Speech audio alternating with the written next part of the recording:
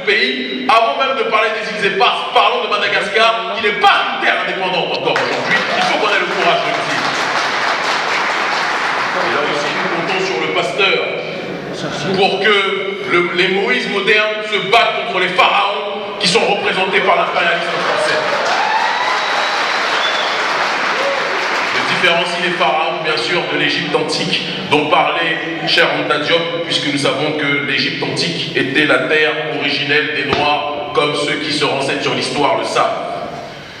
Lorsque l'on parle de Madagascar, donc, en 1960, ce pays accède à l'indépendance, mais le pays des droits de l'homme, de celui qui est présenté à l'époque comme un chevalier de la liberté, sous prétexte qu'il a battu les Allemands, ou il a combattu, caché en Angleterre, bien évidemment, Monsieur de Gaulle ne pouvait pas combattre face à face par rapport aux Allemands, il n'en avait pas la capacité, mais caché en Angleterre, il a lancé l'appel de Londres, planqué dans son appartement, et c'est lui qui est présenté comme le chevalier des droits de l'homme, comme le chevalier de la justice, mais il a décidé de garder une partie des terres malgaches en prétextant que les populations à la peau sombre n'étaient pas à même de pouvoir contrôler les terres où il y avait un certain nombre de richesses naturelles et de ressources naturelles. Nous connaissons la chanson.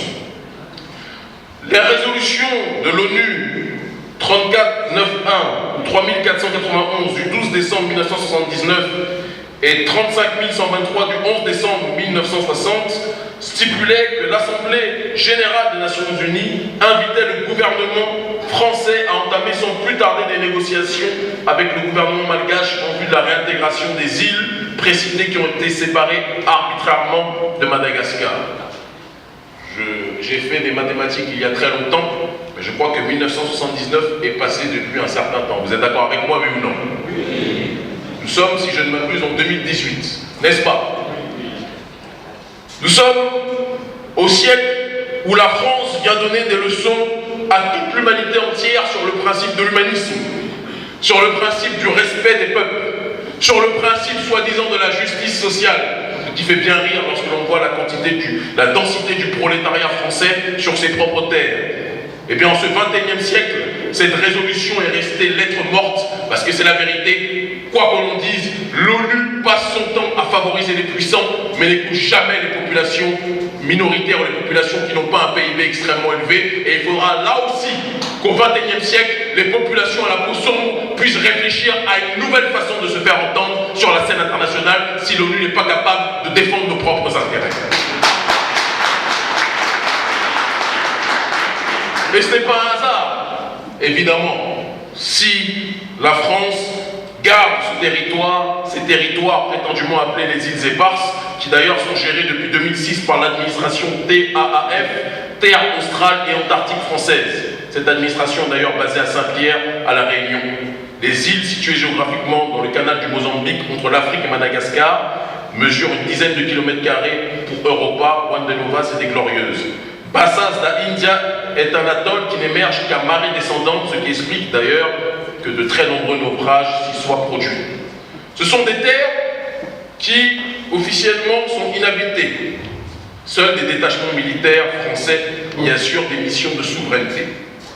Elles accueillent également régulièrement des scientifiques venus faire des études sur la faune, la flore et l'évolution du climat. Il est intéressant de souligner que certaines études montrent qu'il y a évidemment de grandes quantités de pétrole dans cette zone.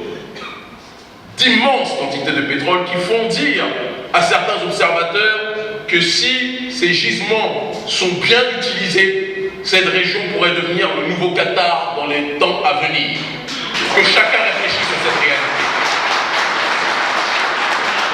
La première fois que je suis venu à Madagascar, j'ai eu les larmes aux yeux de voir la quantité de pauvreté qu'il y avait dans notre pays. Je dis notre parce que ce qui est une partie de l'Afrique est la partie de l'Afrique dans sa globalité.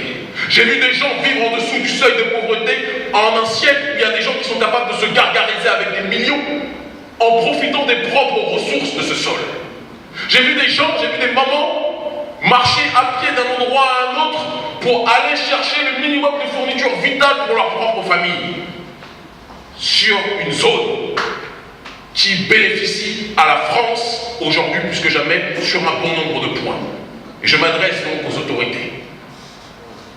Comment en 2018, ceux qui ont dirigé ce pays, qui ont passé leur temps à se remplir les poches, parce qu'il faut qu'on soit capable de dire les choses telles qu'elles sont, mais à laisser le reste de la population en dessous du seuil de pauvreté, peuvent-elles se regarder dans la glace? Il faut qu'on ait le courage de dire que la classe politique malgache est aussi responsable que l'impérialisme français. Je n'ai pas de tabou pour dire les choses comme ça. Oui, je sais. Quand je dis ça, certains se disent qu'Émile, tu y vas fort quand même, il dirige Madagascar. Mais comment quelqu'un qui dirige Madagascar peut être fier que ce pays fasse partie des pays les plus pauvres de la planète, alors que d'autres observateurs disent que dans cette zone, si les gisements de pétrole sont bien usités, cela pourrait être le futur Qatar ou un mini-Qatar qui se déroulerait, qui se présenterait au reste du monde. Je pense qu'il y a un moment donné, il faut qu'on soit capable d'être dans une démarche d'autocritique, d'introspection collective, sociétale et politique. Et c'est pour cette raison que bon nombre de gens pensent que seul un patriote peut défendre et faire en sorte que Madagascar puisse être relevé. C'est pour ça que j'ai beaucoup foi et espoir dans mon frère et camarade que vous venez de citer, que vous avez pu écouter tout à l'heure. Parce qu'en ce XXIe siècle, il y a deux camps.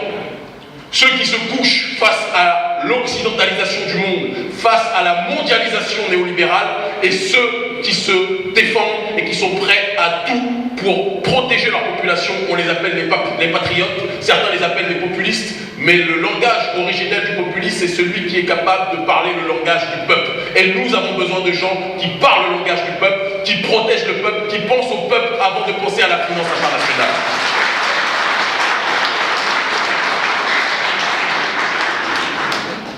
Il faut que l'on soit clair et que l'on soit, comme nous l'avons toujours été en ce qui me concerne, objectif le plus possible. Nous en parlerons un peu plus en détail cet après-midi, mais je ne peux quitter cette tribune sans préciser que à chaque fois qu'un peuple a une partie de sa terre qui est volée, quand ce peuple est dirigé par des patriotes ou ce peuple est peuplé par des patriotes, ils font en sorte que les terres qui leur sont volées puissent être récupérées de la manière la plus rapide possible. Regardez ce qui s'est passé en Crimée. La Russie a été décapitée après, ou l'ancienne Union soviétique a été décapitée après l'effondrement du mur de Berlin, qui était une agression occidentale, disons les choses telles qu'elles sont. Mais Vladimir Poutine, je ne suis pas là pour dire qu'il est un messie ou un ange, parce que je pense que seuls les Africains pourront se déterminer eux-mêmes et qu'il n'y a pas de messie en dehors de l'Afrique. Mais il est bon de prendre des exemples géopolitiques. Lorsque Vladimir Poutine a accédé au pouvoir, qu'est-ce qu'il s'est dit? Il s'est dit que les terres qui ont été volées à la terre originelle russe devraient être récupérées d'une façon ou d'une autre. L'impérialisme d'Occident, l'OTAN, a considéré que c'était un vol. Mais comment le voleur peut accuser le volé d'être un voleur lui-même? Eh bien, c'est ce qui devrait se passer pour Madagascar. Nous n'avons pas à demander l'autorisation à l'Occident, à l'ONU ou à ces plaisantins internationaux pour récupérer des terres qui nous reviennent de droit. Il est juste nécessaire de s'allier aux bonnes forces géostratégiques, aux bonnes forces géopolitiques, qui ne sont pas, je le dis, je le répète, des messies. Il n'y a pas d'autre messie que le peuple lui-même. Mais on doit être capable d'analyser comment la politique se fait de manière générale. Quand la Syrie de Bachar al-Assad s'est fait bousculer, s'est fait agresser par des mouvements terroristes qui ont voulu prendre une partie du territoire sous commande et sous direction de l'Occident, Bachar al-Assad s'est allié à diverses forces qui résistaient à l'axe atlantiste en tant que tel, à l'axe occidental en tant que tel. Et aujourd'hui, des années plus tard, après le début de la guerre, Bachar al-Assad est toujours présent et la Syrie est toujours unie. Eh bien, ce qui se passe dans toutes ces régions du monde, c'est ce qui devrait se passer pour Madagascar aussi. Il ne devrait pas avoir une population attentiste. Chaque partie de la population de Madagascar devrait être capable de se mobiliser devant les représentations de la France et lui dire que nous ne voulons plus de la présence française sur les terres de Madagascar. Nous ne devrions pas attendre qu'un candidat ou un président vous dise ce que vous devez faire. Chacun d'entre nous devrait être dans une dimension patriotique et dire à la France, France, quitte notre territoire, tu n'as plus rien à faire sur notre terre.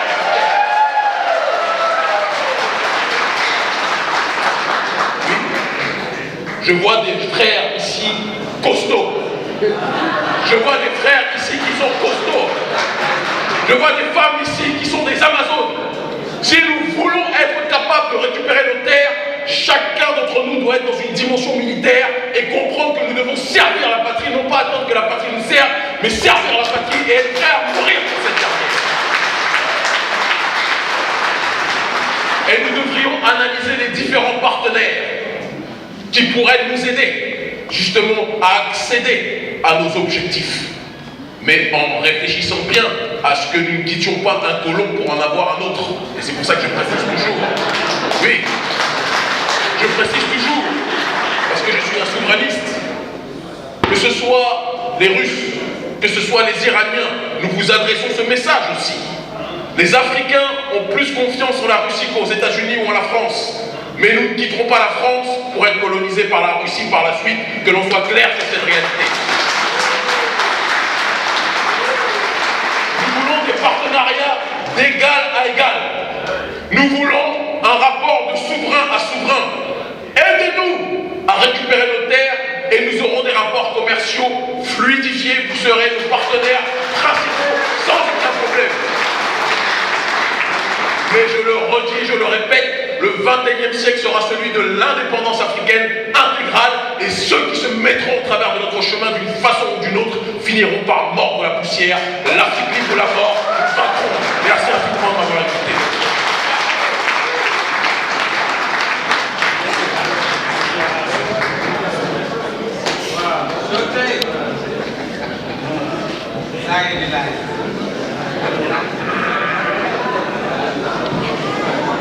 Merci, M. Kémy Séba, pour ce discours militant, plein d'espoir. On ne se sent plus seul. Madagascar sera avec l'Afrique. Maintenant, on va passer à la deuxième partie de notre journée aujourd'hui. Je vous j'invite les participants, les intervenants ici dans la tribune pour nous joindre avec les journalistes à une petite conférence de presse là-haut, à la 4e étage. Et les invités et les autres participants peuvent, on vous invite pour le cocktail. On vous remercie.